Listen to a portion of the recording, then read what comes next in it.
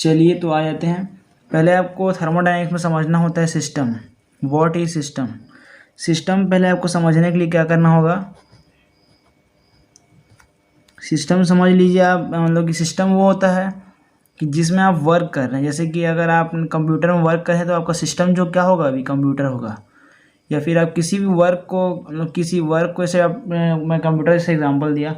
या फिर आप सराउंडिंग क्या होगा। और हाँ, सिस्टम और सराउंडिंग के ऊपर बात किया जाए, थोड़ा अच्छे से समझिएगा और वीडियो को एंड तक देखिए, तभी समझ आएगा आपको पूरा कॉन्सेप्ट। हाँ, मैं एप्लीकेशन के बारे में बात करूँगा कि थर्मोडायनेमिक्स कहाँ यूज़ होता है। थर्मोडायनेमिक्स बेसिकली आप देखे होंगे, आपका बाइक, यानी बाइक नहीं, कार जो है बेसिकली थर्मोडायनेमिक्स के ऊपर बहुत डिपेंडेंट है। क्योंकि कार का जो पिस्टन है ना, पिस्टन जानते होंगे आप। पिस्टन क्या होता है, जैसे कि आपने ये कंटेनर बना लिया, इसमें गैस मॉलिक्यूल्स है, कुछ भी मान लेते हैं आप, गैस मॉलिक्यूल वगैरह भरा है इसमें। तो इसमें आपके पास क्या होता है, यहाँ पास कि यहाँ पास आपको पिस्टन लगा होता है।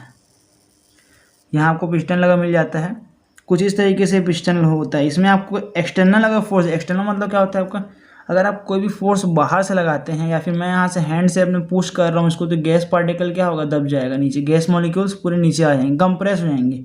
तो मान लेते हैं मैंने वो लगाया फोर्स, तो यहाँ आ गया ये इस तरीके से। तो यहाँ से जो मूवमेंट हुआ, या कुछ ना कुछ तो मूवमेंट हुआ, यहाँ से पिस्टन यहाँ से यहाँ आया और गैस मॉलिक्यूल्स पूरे दब गए यहाँ बस। तो गैस मॉलिक्यूल्स का प्रेशर बढ़ गया, इससे वॉल्यूम कम हो गया और प्रेशर क्या हो गया, बढ़ गया। वॉल्यूम पहले इतना बड़ा था, अब इतना कम हो गया। तो यहाँ बस इसको बोलते हैं पिस्टन। इसको बोलेंगे आप, ये जो डंडी देखें इसमें आप, जिससे आप प्रेशर में, जिससे आप फोर्स देंगे, वो अपना आपका पिस्टन हो जाएगा, कंप्रेस करने के लिए, वॉल्यूम कम करने के लिए। अब सिस्टम की ओर बढ़ते हैं। सिस्टम क्या होता है, जिसमें आप वर्क कर रहे हैं। जैसे मैं इस सिस्टम में वर्क कर रहा हूँ तो ये मेरा सिस्टम हो जाता है, तो ये सिस्टम हो गया। अब सराउंडिंग क्या होगा, जैसे कि आप अगर एक कमरे में हैं और कंप्यूटर या लैपटॉप में आप काम कर रहे हैं, एग्जांपल के तौर में समझिए आप। तो कंप्यूटर या लैपटॉप के अगर आप काम कर रहे हैं तो आपके कमरे में, ये कमरा हो गया आपका, ये कमरा जो है ये सराउंडिंग हो जाएगा पूरा। आप जो सिस्टम क्या होगा आपका, ये लैपटॉप या कंप्यूटर टेबल में बैठ काम कर रही है, आपका इतना जो सिस्टम हो गया।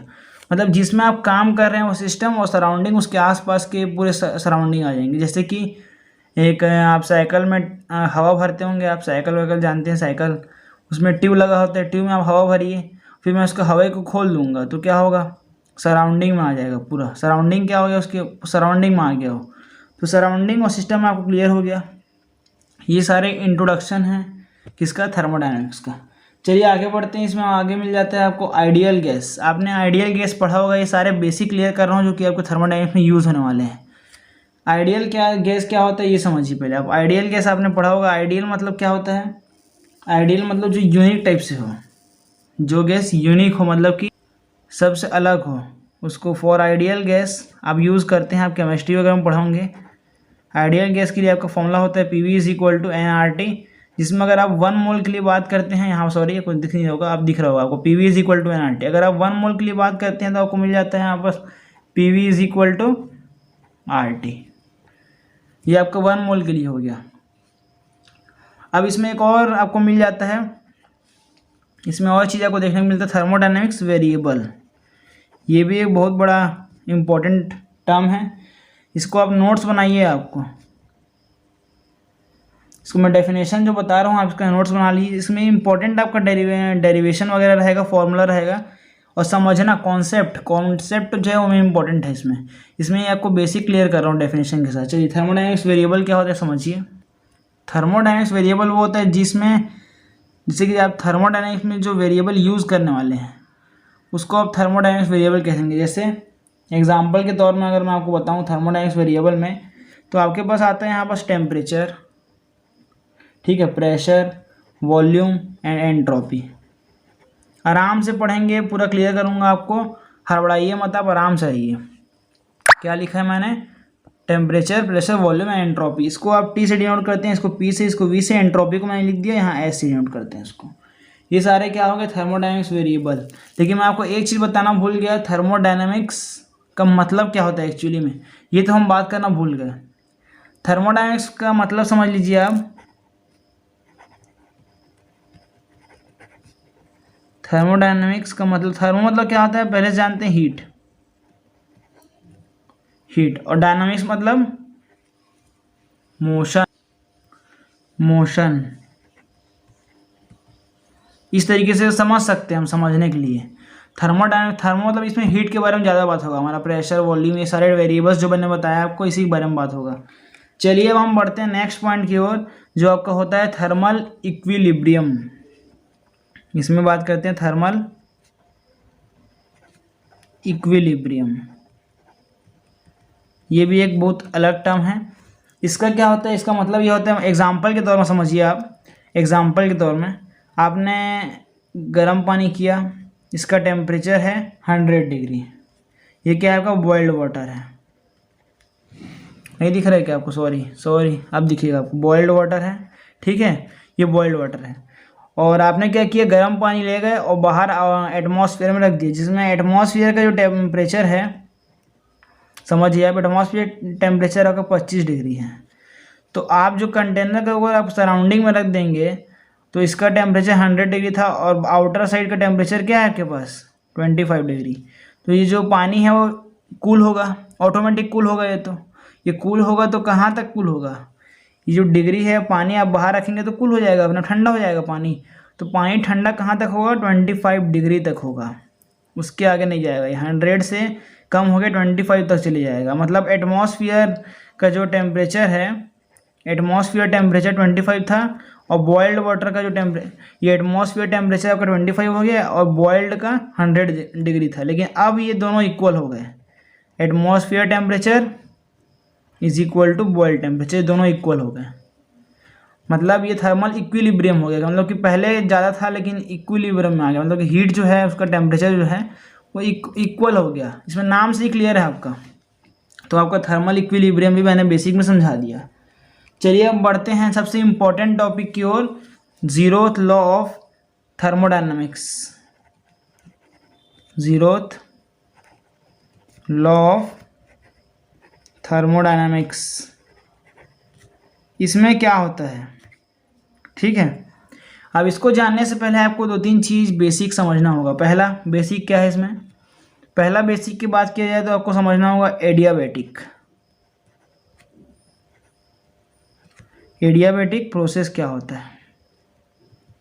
चलिए, एडियाबैटिक प्रोसेस वो होता है जिसमें हीट ट्रांसफ़र नहीं होता है, जिसमें हीट ट्रांसफ़र नहीं होता है, नॉट ट्रांसफ़र हीट लीक। मैं शॉर्ट फॉर्म में समझा रहा हूँ आपको, आपको डेफिनेशन लिख लेना है, आपको कॉन्सेप्ट समझना है। पेपर में नहीं आ गए, आ भी सकता है 1-2 नंबर में आ जाए, लेकिन आपको मालूम होना चाहिए। हिंदी में मालूम है तो आप इंग्लिश में लिख डालेंगे, नॉट ट्रांसफ़र हीट, मतलब हीट इसमें ट्रांसफ़र नहीं होगा आपका। ये ऐसा है प्रोसेस, जैसे कि आप एग्जाम्पल की तरह समझिए इसको भी। आप चाय लिए, थर्मस देखें ना, इसमें आप गर्म पानी डाल दिए तो आपका बाहर हीट ट्रांसफ़र होता नहीं है उसमें, इसलिए वो ठंडा नहीं होता है। ये बहुत बड़ा कारण है थर्मस का, यही रीज़न है इसका, एडियाबैटिक वॉल। अब सेकंड जीरोथ लॉ पढ़ने से पहले आपको जानना होगा कंडक्टिंग वॉल, ये क्या होता है। इसमें हीट ट्रांसफ़र होता है, हीट ट्रांसफ़र, ठीक है, इसमें हीट ट्रांसफ़र होता है। जैसे कि आपने कोई भी समझ लीजिए, कुछ भी है आपके पास, अगर आपने बॉटल रखा है, नॉर्मल बॉटल देखेंगे आप, तो उसमें क्या होता है, ऐसे पानी भरे तो आपका ठंडा पानी है तो ऑटोमेटिक उसका टेम्परेचर देखेंगे बाहर पानी जम जाता है आपका बॉटल के बाहर। तो इसका मतलब क्या हुआ, मतलब आपका जो ठंडा पानी वो ट्रांसफ़र हो रहा है, मतलब कि टेम्परेचर जो बाहर का एटमॉस्फेयर टेम्परेचर उसी बराबर है। एग्जाम्पल, बॉटल गर्म पानी समझिए, अब गर्म पानी है तो ठंडा हो जाता है ऑटोमेटिक, क्योंकि उसमें समझिए ये कंडक्टिंग वॉल है, उतना पावरफुल तो नहीं है कि एकदम 100% ट्रांसफ़र हो रहा है, धीरे धीरे टाइम लगता है ट्रांसफ़र होने में। तो ये कंडक्टिंग वॉल हो गया। चलिए अब जीरोथ लॉ समझते हैं, सबसे इम्पोर्टेंट कॉन्सेप्ट है ये, इसको स्टार मार्क कर लीजिए, स्टार मार्क कर लीजिए इसको, ये इंपॉर्टेंट टॉपिक है ना। चलिए स्टार्ट करते हैं। चलिए मैं एकदम सिंपल डायग्राम से आपको समझाने की कोशिश करता हूँ। अगर लेकिन आप चैनल में नए आए तो चैनल को सब्सक्राइब कीजिए। चलिए, ये आपने मान लेते हैं एक सिस्टम है, इसको हमने नाम दे दिया ए, सिस्टम का नाम क्या दे दिया हमने ए, और इसमें हमने लगा दिया एडियाबैटिक वॉल, ठीक है। एडियाबैटिक वॉल का मतलब क्या बताया मैं आपको, इसमें हीट ट्रांसफ़र नहीं होता। ध्यान रखने वाली बात है, कुछ नए टर्म्स हैं जो आपको दिमाग में रखने होंगे। इस चैप्टर में ये सब यूज़ होने वाला है। ये सिस्टम बी हो गया और इसके बीच में हमारे यहाँ लगा देंगे कंडक्टिंग वॉल जिसमें हीट ट्रांसफ़र होता है। इसका मतलब क्या होता है, हीट ट्रांसफ़र होता है। ठीक है, अब इसके बीच में हमने कंडक्टर सी लगा दिया। अब यहाँ पास हीट ट्रांसफ़र होता है, इसका मतलब क्या है, ये क्या है आपका, इसको अच्छे से लिख लिए, एडियाबैटिक वॉल, एडियाबैटिक वॉल। ठीक है, ये आपका हो जाता है कंडक्टिंग वॉल, जिसमें हीट ट्रांसफ़र होता है, इसमें हीट ट्रांसफ़र नहीं होता, इसमें नहीं होता, इसमें होता है हीट ट्रांसफ़र। ठीक है, चलिए तो अब बड़ा इसमें देखिए आप कि थोड़ा सा, हाँ अब दिख रहा होगा आपको, इसमें हीट ट्रांसफ़र क्यों नहीं होता।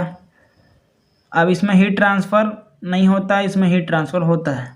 तो अब ध्यान देखिए, अगर इसमें से हीट ट्रांसफ़र इसमें होगा, मतलब कि अगर ये ज़्यादा गर्म है तो ये इसको ये वो कर देगा।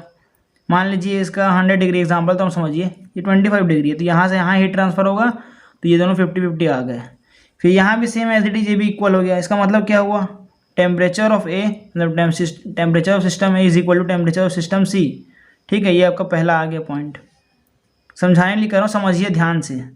फिर टेम्परेचर ऑफ आपका C, temperature of C is equal to temperature of B, क्योंकि यहाँ दोनों में क्या लगा है, कंडक्टिंग वॉल। बट अब ये दोनों इक्वल है, तो जीरोथ लॉ क्या कहता है कि temperature of A is equal to temperature of B. समझे बात को, ये कैसे हुआ। अगर आपको मैं मैथ्स के मेथड समझाऊं, अब ध्यान देखिए, temperature of A is equal to temperature of C है, temperature of C is equal to मतलब temperature of system C is equal to temperature of system B. तो ये सी की जगह पुट करिए, इसको सी की जगह पुट करिए इसको। चलिए मैथ्स के मेथड समझिए, मैथमेटिक्स से। यहाँ मैंने यहाँ सी इज इक्वल टू क्या है, बी है, तो मैं temperature of A is equal to temperature of B डाल दिया। सी की जगह क्या डाल दिया, मैंने बी डाल दिया। तो इससे प्रूफ होता है ना, तो वही कहता है जीरोथ लॉ। वहाँ एडियाबैटिक वॉल है लेकिन तो भी वो इक्वल हो जाएगा। ठीक है, ये जीरोथ लॉ है। अगर दो सिस्टम आपका थर्मल इक्विलिब्रियम में है, इसका मतलब क्या हुआ, थर्मल इक्विलिब्रियम मतलब टेम्परेचर, थर्मल मतलब हीट, टेम्परेचर। ये दोनों सिस्टम जो क्या है, थर्मल इक्विलिब्रियम में है, और ये दोनों टेम्परेचर भी थर्मल इक्विलिब्रियम में। क्यों, क्योंकि यहाँ कंडक्टिंग वॉल लगा है।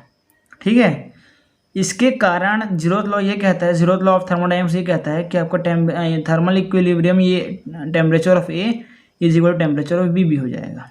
ठीक है, चलिए आपका जीरोथ लॉ कंप्लीट हो गया।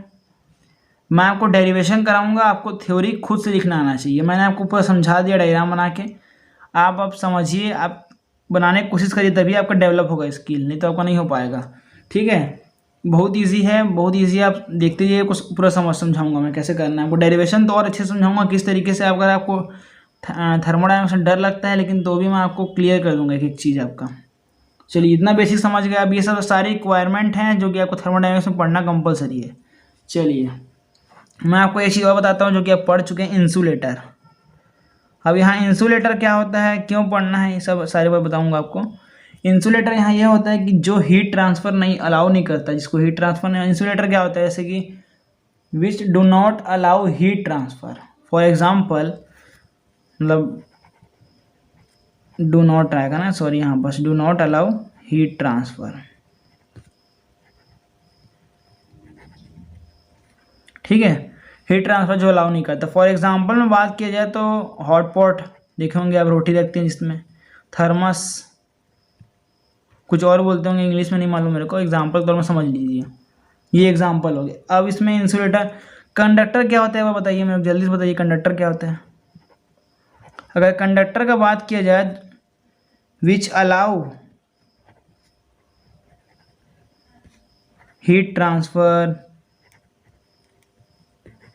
जो हीट ट्रांसफ़र अलाउ करता है, इसलिए तो हमें कंडक्टिंग वॉल दिया ना उसको नाम। कंडक्टिंग वॉल क्या होता है, जो हीट ट्रांसफ़र अलाउ करता है, मतलब which are good conductor of heat and electricity बोलते हैं अपन, वही तो है। चलिए आप इतना समझ गए। अब हम बढ़ते हैं आगे, जो इम्पोर्टेंट, और आपने जीरोथ लॉ पढ़ लिया, आपने क्या किया, जीरोथ लॉ पढ़ लिया, लेकिन आपने एक चीज़ नहीं, एग्ज़ाम में क्या होता है, कई बार आपको एडियाबैटिक ना बोल के कुछ और बोल दे, फिर तो आपको कॉन्सेप्ट तो आना चाहिए ना, आपको कॉन्सेप्ट तो जानना बहुत ज़रूरी है। अगर कॉन्सेप्ट नहीं जानेंगे तो कैसे समझेंगे आप। तो मैं आपके लिए एक बार और बना देता हूँ डायग्राम को। कुछ नहीं किया मैंने, क्या किया देखिए आप, इसको हम नाम देते हैं इंसुलेटर। क्यों? क्योंकि ये हीट ट्रांसफ़र नहीं करने देता। और इसको क्या देते हैं? Conducting wall. ये क्या है? कंडक्टिंग वॉल है। ये इंसुलेटर है, इसमें हीट ट्रांसफ़र नहीं होता और ये good conductor of heat and electricity होता है। ठीक है, आपको मालूम है। तो मैं आपको डायग्राम में शो कर दिया। अब आप जीरो लॉ आपका और अच्छे से क्लियर हो जाएगा। क्या होता है, कई बार एडियाबैटिक ना बोल के, कंडक्टिंग वॉल ना बोल के इंसुलेटर और कंडक्टर में पूछ लेते हैं। ठीक है, चलिए आगे बढ़ते हैं। अब आपका आता है डेरिवेशन। अब ध्यान से देखिए, आपको डेरिवेशन भी अच्छे से समझाऊंगा मैं, स्टेप बाय स्टेप करना है। पहले आपको एक चीज़ क्लियर करता हूँ, पिस्टन क्या होता है। फिर से एक बार समझिए आप। देखिए ये हमने ले लिया एक सिस्टम। आप साइकिल हवा भरते हैं ना, वो सबसे बड़ा एग्जाम्पल है। हो सकता है मशीन वगैरह आ गया हो, लेकिन साइकिल में जो हवा भरते हैं ना, वो सबसे बड़ा एग्जाम्पल है। मान लेते हैं दो तरीके से पिस्टन होता है। मान लेते हैं ये पिस्टन में फोर्स लगा हुआ है ऑटोमेटिक, यहाँ कुछ वजन रख दिया हमने, ये 2 kg, ये 2 kg जो भी वजन है मान लेते हैं, ये वजन रखा हुआ है इसमें। इससे क्या हुआ, यहाँ जो गैस मॉलिक्यूल है कंप्रेस हो चुका है। ठीक है, ये पिस्टन है, कंटेनर है, इसमें गैस भरा था, हमने पिस्टन फिट किया और इसको कंप्रेस कर दिया, इसको दबा दिया, फोर्स लगा दिया एक्सटर्नली, इसमें अटक गया है। लेकिन अगर आप इसको हटाएंगे तो गैस मॉलिक्यूल्स वॉल्यूम की इंक्रीज करने फोर्स लगाएंगे, प्रेशर देंगे, प्रेशर बढ़ जाएगा, इसका अंदर प्रेशर बढ़ा हुआ है पहले से, तो ये क्या करेगा, ऊपर की तरफ पुश करेगा उसे। तो अभी जो प्रोसेस हुआ नीचे हमने पुश किया फोर्स वजन डाल के, इसको बोलते हैं कंप्रेशन। क्या बोलते हैं? कंप्रेशन। लेकिन जब ये कंटेनर हमने लगाया, इसको हमने गोले को हटा दिया, रिमूव कर दिया, हटा दिया, तो ये ऊपर चले जाएगा, यहाँ आ जाएगा ये। इससे गैस मॉलिक्यूल क्या हुआ, वॉल्यूम बढ़ गया। वॉल्यूम बढ़ता है तो क्या होता है, प्रेशर कम होता है। वॉल्यूम बढ़ने से क्या होता है, प्रेशर। दिमाग लगाइए, जैसे कि एग्जांपल देखिए आप, यहाँ प्रेशर बहुत ज़्यादा था, ये पुश करता ऊपर हो गया अपने आप ही, क्योंकि प्रेशर ज़्यादा था। लेकिन यहाँ वॉल्यूम बढ़ गया, अब गैस मॉलिक्यूल्स दूर दूर हो गए, एकदम पार्टिकल्स दूर एकदम डिस्टेंस में हो गए एकदम। इससे क्या हुआ, प्रेशर कम हो गया। तो आप बॉयल्स लॉ जानते होंगे,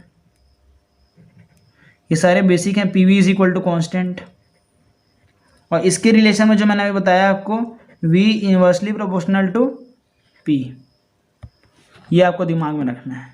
वॉल्यूम अगर ज़्यादा रहेगा तो प्रेशर कम रहेगा, और प्रेशर कम रहेगा तो वॉल्यूम ज़्यादा होगा। तो ये हो गया पिस्टन का खेल है।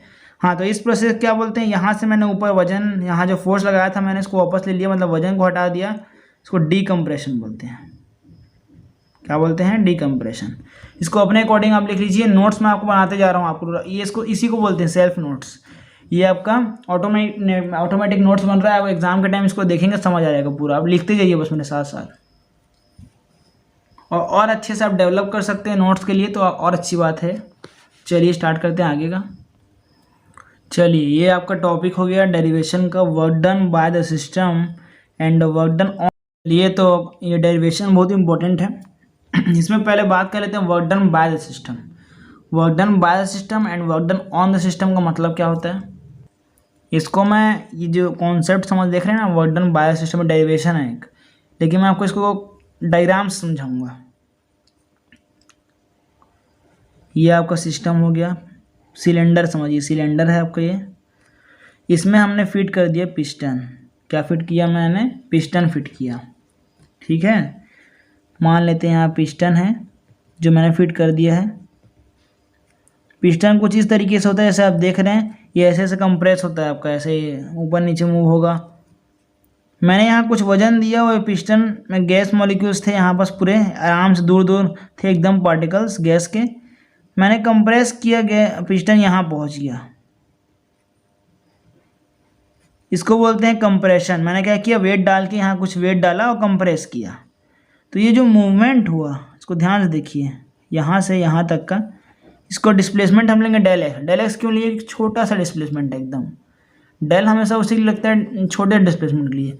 आपने मैथ्स में ऐसा डेल पढ़ा होगा, लेकिन इसमें आपको ऐसा डेल एक्स पढ़ना होता है। ठीक है, अब यहाँ जो पार्टिकल है बहुत ज़्यादा हो गया, यहाँ पार्टिकल क्या हो गया, इंक्रीज हो गया एकदम। गैस मॉलिक्यूल्स बहुत पास पास आ गए, यहाँ प्रेशर बढ़ चुका है, यहाँ वॉल्यूम डिक्रीज हो चुका है। वही वाला लॉ हमारा, volume inversely proportional to 1/p, ये वाला आपको याद होना चाहिए। ठीक है, ये आपका हो गया। तो यहाँ तक आपको क्या समझ आया कि ये आपको, इसको हम नाम दे देते हैं V2, जिसको V1, इस वॉल्यूम को। आपने क्या किया, यहाँ से एक्सटर्नल फोर्स दिया और इसको कंप्रेस किया, ये इस फॉर्म में आ गया। लेकिन अगर मैं यहाँ से वेट को हटा दूँ, एक्सटर्नल फोर्स को हटा दूँ, अपना फोर्स हटा दूँ, ये अपने आप ऊपर चले जाएगा। क्यों? कि ये प्रेशर लगाएगा, फोर्स लगाएगा ऊपर की तरफ। इसको हम बोलते हैं डीकम्प्रेशन। ये ऊपर जो आएगा इसको डीकम्प्रेशन बोलेंगे। ठीक है, तो इसमें आपको क्या समझना था, वर्क डन बाय सिस्टम। अब देखिए, वर्क डन बाय मतलब काम जो हो रहा है सिस्टम के द्वारा हो रहा है। मतलब सिस्टम के द्वारा मतलब मैंने फोर्स लगाया, मैंने एक्सटर्नल फोर्स इस पिस्टन लगाया, यहाँ मूव हो गया। लेकिन मैंने जब छोड़ा फोर्स को, मैंने जब वेट हटा दिया यहाँ से, मान चलो वेट डाल दिया था मैंने, तो ये नीचे आया। वेट को हटाया जैसे ही तो ये अपने ऊपर चले गए। क्यों? कि वर्क सिस्टम के द्वारा काम हुआ यहाँ पास। ये क्या किया, प्रेशर ज़्यादा था हो गया था यहाँ पास, तो फोर्स लगाया, ऊपर हो गया ये। तो ये क्या हो गया, work done by system. On the system क्या होता है, वर्क डन में जो काम किसके द्वारा हुआ, किसके ऊपर, सिस्टम के ऊपर हुआ, मैंने करवाया वो, उसको बोलते हैं। चलिए अब डेरिवेशन स्टार्ट करते हैं। तो आप लिखिए मेरे साथ साथ, let the area of piston be P and initial pressure of gas B.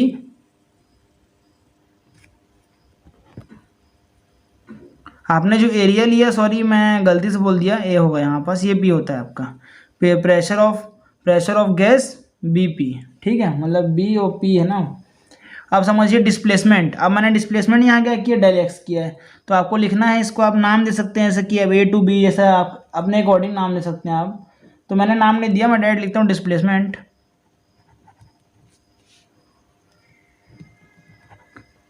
Del x है आपके पास। ठीक है, डिस्प्लेसमेंट आपके पास डेल एक्स है। अब यहाँ थोड़ा थ्योरी लिखना पड़ेगा आपको। मैं बोलता हूँ, डिटेक्ट करता हूँ, आप लिखिए, मैं डायरेक्ट डेरिवेशन करूँगा।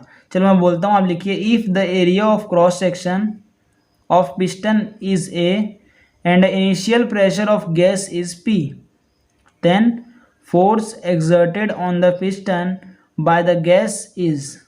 ऐसा मैं क्यों, अगर आपको स्पीड लग रही है तो आप वीडियो स्लो कर लीजिए वहाँ पास, या फिर आप पॉज करके देख के लिख सकते हो, मतलब कि कर सकते हैं। वैसे तो आपको थ्योरी अपने आप लिखा जाएगा आपका, मेन आपका डेरिवेशन होता है। चलिए, तो आपका ये हो गया F is equal to P। अब ये कैसा आया बोलेंगे आप, इसको बताने से पहले मैं आपको बताता हूँ। प्रेशर आप जानते होंगे, फोर्स अपॉन एरिया। ठीक है, ये जानते हैं आप, यहीं से निकाल लिया मैंने, फोर्स निकाल लिया। तो प्रेशर इज इक्वल टू क्या आ गया, P है। ठीक है, अब let the piston move by a distance del x. ठीक है, इसे क्या, जब मैं वेट उठा लूँगा, व्हेन द वेट, मैं थ्योरी इसीलिए लिखा रहा हूँ आपके लिए, आपको हेल्पफुल होगा। मेरे को थ्योरी लिखाने का कोई शौक नहीं है, मैं आपको क्लियर करना चाहता हूँ, मैं आपका डाउट को पूरा, आपका नोट्स भी बन जाए चाहता हूँ मैं। ठीक है, then work done by the gas, work done by the gas. अब दिख रहा होगा आपको, थोड़ा सा मूव कर लिया मैं। Work done by the gas in the expansion. Expansion मतलब क्या, एक्सपांड हो गया वो, तब क्या होगा आपका।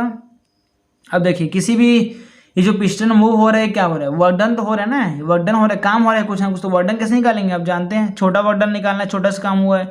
तो del W is equal to force into displacement, आप जानते हैं पहले से।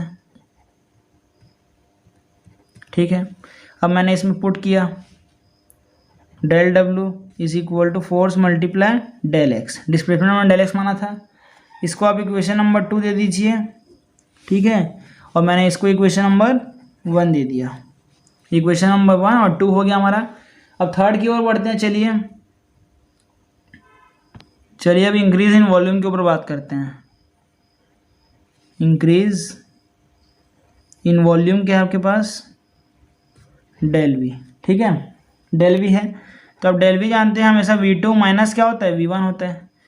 मान लीजिए एग्जांपल तो समझिए, आपके पास 5 था, आपने इंक्रीज़ किया 20 रुपये तक, तो आपको कितना इंक्रीज़ हुआ, 15। आप कैसे जाने, V2 20 माइनस 5, ठीक है, V2 माइनस V1 किया ना आपने, तो भैया 15 जाने। तो कैसे आता है, वैसे में से मैं यहाँ किया, इंक्रीज वॉल्यूम क्या आएगा, V2 माइनस V1, ठीक है, क्लियर। चलिए आगे बढ़ते हैं। अब इसमें ध्यान से देखिए, वॉल्यूम को आपको समझाता हूँ मैं, पिस्टन में समझाता हूँ। चलिए यहीं समझ लीजिए आप, ये आपका छोटा सा समझ लीजिए डायग्राम के, पिस्टन है, मैंने यहाँ मूव कराया था पिस्टन को, फिर यहाँ हमारा पहले से था पिस्टन। तो ये जो एरिया है बीच वाला छोटा सा, ये जो एरिया है इसको निकालना है। V2 माइनस V1 का मतलब क्या हुआ, ये पूरा एरिया माइनस छोटा सा एरिया, तो एरिया आ जाएगा, एरिया मेरे पास बीच का। तो इसको निकालने के लिए मैं डायरेक्ट कर सकता हूँ, इसका वॉल्यूम का फॉर्मूला क्या होता है, length into breadth into height. तो मैं क्या करूँगा, एरिया ले लूँगा। अब जानते हैं ना, एरिया इंटू लेंथ कर दूँगा क्या होगा, वॉल्यूम होगा। तो del V is equal to क्या होगा, एरिया मल्टीप्लाई वो यहाँ हाइट क्या है, डेल एक्स। ये हमने डेल एक्स माना था ना, आपको बड़े डायग्राम में समझाऊँ क्या, ये आपने माना था, यहाँ पिस्टन ये था, फिर ये ऊपर पिस्टन था, इसको हमने V2 माना, इसको हमने V1 माना, यहाँ का डिस्टेंस क्या था, डेल एक्स था, वही हमें लिख रहा हूँ यहाँ पास। आप इस पूरे को ये लिख सकते हैं, ठीक है, ये लिख दिया मैंने। तो आपके पास del V is equal to क्या आ गया, ए मल्टीप्लाई डेल एक्स। तो ये आपका हो गया क्वेश्चन नंबर 3। ये सारे काम के हैं, आप इसको नोट डाउन करिए लाइन से। चलिए अब आगे बढ़ते हैं। अब हम वर्क डन के ऊपर बढ़ते हैं, work done by the gas in the expansion. Therefore work done in the gas, sorry कोई बात नहीं, माफ़ करिएगा, bye the gas in the expansion, in this expansion. थोड़ा सा मैं अपने मन से बनाने की कोशिश कर रहा हूँ, थोड़ा राइटिंग थोड़ा सा एडजस्ट करिए, थोड़ा जम नहीं रहा, मैं कंफर्टेबल नहीं हूँ आज, इसलिए थोड़ा सा आप एडजस्ट करिए। मैं बोल रहा हूँ आपको, डिटेक्ट कर रहा हूँ, सब समझ जाएंगे आप। ये आपका डेल वी हो गया, डेल डब्ल्यू वर्क डन निकाल रहे हैं, तो क्या होता है, force multiply displacement, force multiply displacement लिखिए आप पहले, ये हो गया। ये हमने लिख लिया, फोर्स का होता है F, capital F multiply del x, ये तो मैंने पहले निकाल लिया था, बोलेंगे ठीक है, यहाँ तक आ गया। अब वैल्यू पुट करते हैं, फोर्स का वैल्यू क्या होता है, P इंटू ए, मैंने आपको यहाँ दिखाया था ऊपर, क्वेश्चन नंबर 1 था हमारा। तो अब डायरेक्ट लिखेंगे फ्रॉम इक्वेशन 1। चलिए पेज टर्न करता हूँ मैं, यहाँ डेल डब्ल्यू निकालूंगा तो क्या आएगा, फोर्स का वैल्यू पुट करूँगा P इंटू ए मल्टीप्लाई डेल एक्स, ये आ गया आपके पास, ठीक है, ये आ गया। अब देखिए ये आने के बाद आपको क्या करना होगा, चलिए मैं इसे थ्योरी लिखिए। अब ये आपको दे देना है क्वेश्चन नंबर, इसको दे दीजिए 3। हाँ, इसके आगे और एक और होता है, del W is equal to P A multiply del x, क्या होगा, हमको बताया ना वॉल्यूम होता है, हमने निकाल चुका है पीछे, पहले निकाला था हमने, क्या होता है निकाला था, del V is equal to A multiply del x, ये हमारा इक्वेशन नंबर 2 समथिंग था, ठीक है। ये आपका ये आ गया, यहाँ डेल आएगा, सॉरी डेल वी आएगा, इसको आप इक्वेशन नंबर 3 नाम दीजिए। अब आपका थ्योरी लिखिए थोड़ा सा, if the volume of the gas increases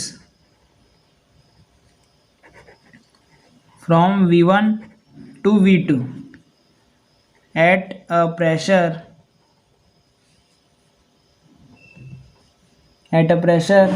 P1, the total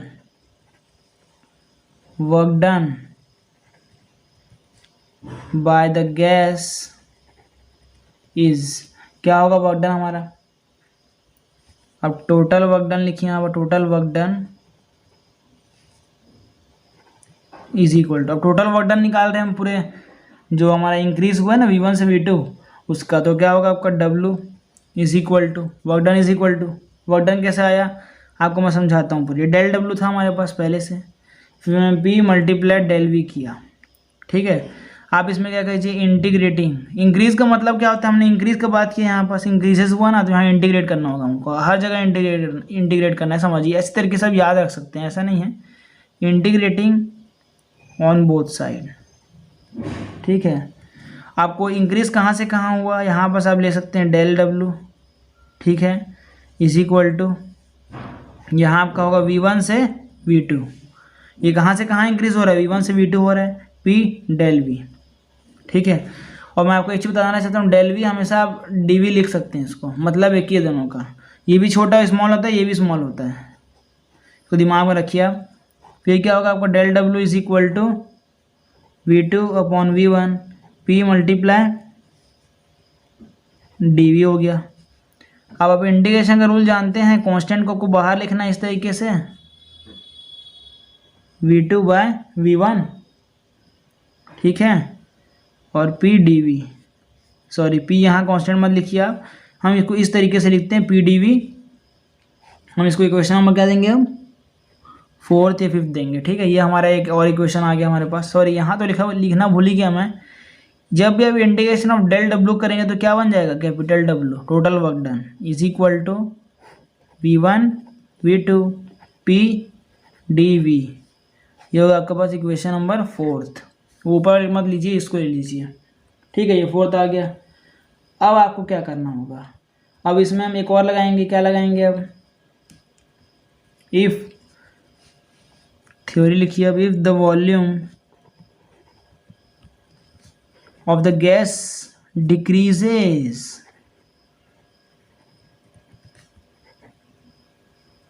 by del V at a pressure, इसका मतलब समझाऊंगा मैं आपको, tension not, at P the work done on the gas। समझे बात को। पहले क्या था, work done by the gas, अब क्या निकालना है, work done on the gas is. ठीक है, अब work done on the gas मतलब क्या हुआ, डिक्रीज इन वॉल्यूम।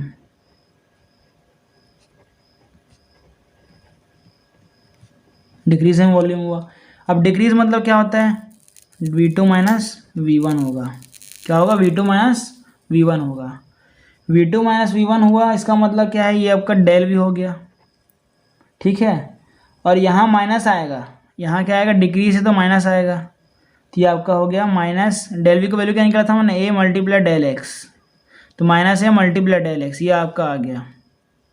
यहाँ माइनस क्यों आया, क्योंकि डिक्रीज इन द वॉल्यूम है, ये आ गया आपका। अब ध्यान रखिए, here negative sign shows that the volume decreases. आप लिख समझ गए ना यहाँ बस क्या है इसका मतलब। चलिए work done on the system समझते हैं अब। पहले हमने क्या समझा, work done on by the system, work done अब ऑन द सिस्टम है हमारे पास। अब क्या होगा आपका, del W is equal to force multiply displacement.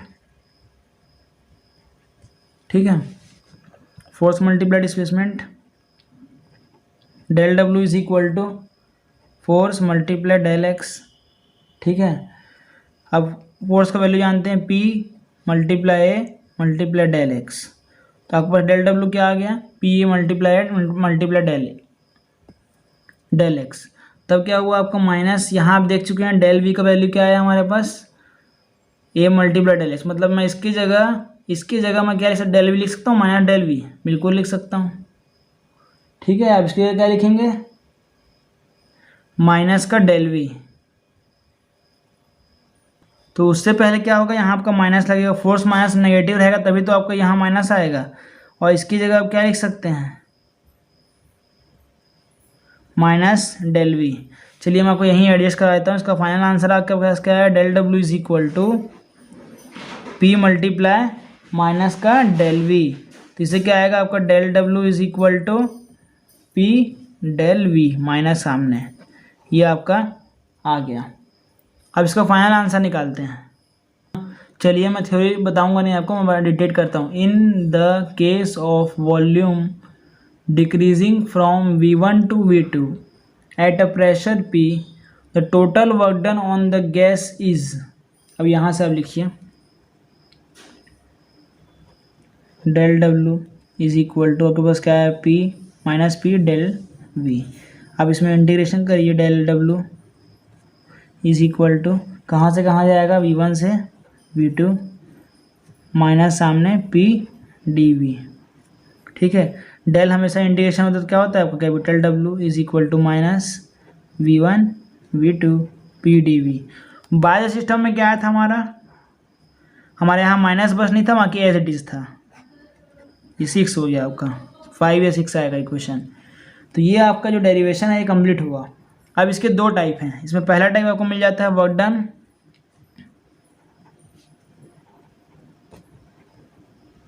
In an isothermal process. ठीक है, इसमें आपको आइसोथर्मल प्रोसेस मिल जाता है। आइसो मतलब क्या होता है? सेम। आइसो मतलब सेम हो गया, थर्मल मतलब हीट हो गया। जिसमें टेम्परेचर सेम हो, इसमें टेम्परेचर आपका चेंज नहीं होगा, इसमें टेम्परेचर क्या होगा? कांस्टेंट होगा। जिसमें हीट चेंज ना हो उसको आइसोथर्मल प्रोसेस बोलते हैं। इसमें किसका वर्क डन निकालना है हमको डेरिवेशन के फॉर्म में, तो चलिए निकालते हैं। इसमें आपको एक चीज़ ध्यान रखना है, in an isothermal process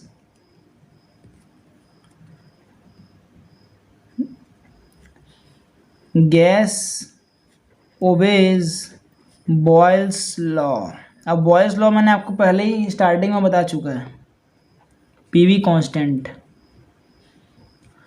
Boyle's law क्या होता है? PV is equal to constant. एक चीज़ दिमाग रखिए, आप नोट रखिए, पीवी जब भी कांस्टेंट आए इसका मतलब क्या हुआ? If multiplication of two terms is constant, जैसे कि ये है P V is equal to constant, तो आप क्या लिख सकते हैं? P1V1 is equal to P2V2। आप लिख इक्वल होगा, ये हम इस तरीके से लिख सकते हैं इसको। ठीक है, यहाँ तक नोट हो गया आपका। अब इससे आप क्या निकाल सकते हैं? इससे आप क्या निकाल सकते हैं? आप इसे कुछ भी निकाल सकते हैं। ठीक है, ये समझ गए आप। अब यहाँ लेट कंसीडर करते हैं, let consider the expansion, let us consider the expansion.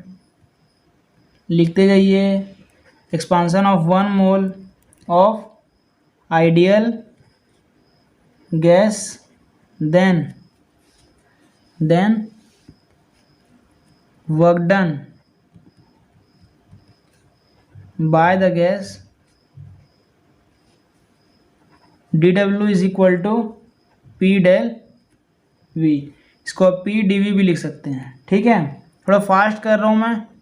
Now if volume of the gas increases V1 to V2 then total work done क्या आता है आपके पास? W is equal to V1 से V2 जो है, हमारा फॉर्मूला याद है ना आपको? इक्वेशन नंबर 1 मानिए इसको। ठीक है, फॉर आइडियल गैस जानते हैं आप, फॉर आइडियल गैस क्या होता है इसका? PV is equal to NRT। PV is equal to NRT। यहाँ क्या होगा आपका? PV is equal to RT। क्यों? हमने 1 मोल का बात किया, यहाँ पास 1 mole, N is equal to 1 हो गया, तो RT आ गया आपको। यहाँ से P निकाल लो, तो क्या आएगा आपके पास? P निकालने के बाद यहाँ क्या आएगा आपके पास? RT by V। यह आ गया। इसको आप इक्वेशन नंबर 2 दे सकते हैं। अब from equation 1 W is equal to V2 upon V1, P dV था हमारे पास, इसी में पुट करते हैं। ये जो फॉर्मूला है हमारे पास, इसमें हम पुट करेंगे, V1 से V2 गया RT by V dV। W is equal to RT हो गया आपका, V2 से V1 हो गया। अब मैंने यहाँ किसके रिस्पेक्ट में डिफ्रेंशिएशन होगा? इंटीग्रेट होगा V के रिस्पेक्ट में। इसका क्या होता है? लॉग V होता है ना इसका, V1 से V2, ये हो गया आपका 1 बाय V dV। इसका इंटीग्रेट करेंगे तो क्या आएगा आपके पास? W is equal to RT log V, और ब्रैकेट में क्या आएगा? लिमिट V1 से V2, ये आ गया। अब देखिए W इज इक्वल टू आपके पास क्या है? अब W is equal to RT bracket में log V1 से V2, यहाँ समझिए RT ये हो जाएगा log V2 upper limit minus lower limit log V1। ठीक है, आपको log का प्रॉपर्टी मालूम होगा, log M minus log N is equal to log M by N। ठीक है, तो आपको इसी अप्लाई करिए, W is equal to RT log V2 by V1। ठीक है, यहाँ तक समझ आ गया। और मैंने आपको पहले बता दिया था कि PV is equal to constant, तो V1 is equal to P2 V2। ठीक है, ये इक्वल होता है, तो यहाँ से आप वैल्यू निकाल लो, किसका वैल्यू निकाल लो, P1 V2 बाय V1 का। कैसे निकालोगे, ये जो इक्वेशन देख रहे हो आप P1 V1 ये आपको बता चुका हूँ मैं पहले ही, तो आपको P1 बाय P2 करना है, यहाँ से इसको नीचे शिफ्ट करना है, is equal to V2 by V1। इसका वैल्यू क्या आ गया आपके पास, इसका वैल्यू क्या आ गया P1 बाय P2, तो यहाँ इसको पुट कर दो यहाँ पास, W is equal to RT log P1 by P2। तो आपके पास ये एक फॉर्मूला बन गया और ये एक फॉर्मूला बन गया। ये दो फॉर्मूला बहुत इंपॉर्टेंट है, और मैंने आपको क्या क्या पढ़ा दिया, इंट्रोडक्शन दे दिया, साथ साथ मैंने आपको पूरे टर्म्स पढ़ा दिए, जीरोथ लॉ ऑफ थर्मोडायनामिक्स पढ़ा दिया, फिर आपको work done on the system and work done by the system पढ़ा दिया, उसके साथ साथ work done in an isothermal process भी समझाया है। अब इसके बाद हम बात करेंगे long process act of work done in adiabatic process. ये बहुत लंबा डेरिवेशन है, इसलिए मैंने इसको अगले पार्ट में रखा है। इसी के साथ वीडियो को एंड करते हैं। अगर आप चैनल में नए आए हैं प्लीज़ सब्सक्राइब करिए चैनल को, लाइक करिए वीडियो को। मिलते हैं अगले वीडियो में। जय हिंद, जय भारत।